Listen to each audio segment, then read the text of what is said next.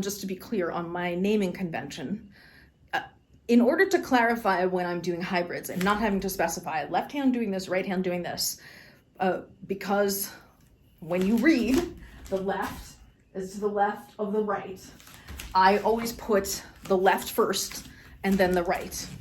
So if I say 0 versus 4, I mean left hand doing 0, right hand doing 4. Now that might not clarify whether it's doing in-spin or anti-spin, but it will clarify which hand is doing which. And 0 versus 4 is different than 4 versus 0, because that would be the left hand doing the 4 and the right versus doing the 0. So if I say something like underhand opposite pinwheel extension versus behind the back cap, that would be the left hand doing the pinwheel extension and the right hand doing the behind the back cap.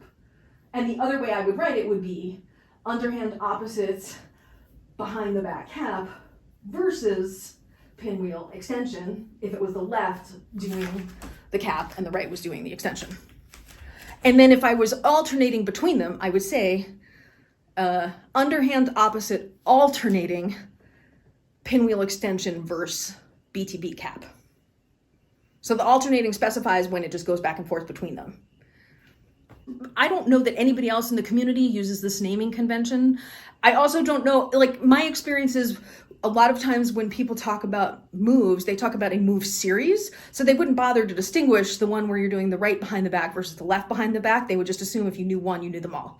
And they might not even say the direction name, because they might assume if you knew underhand opposite, you knew overhand opposite, or you knew clockwise, or you knew counterclockwise. So to me, each one is a distinct thing because kinesthetically, they feel different.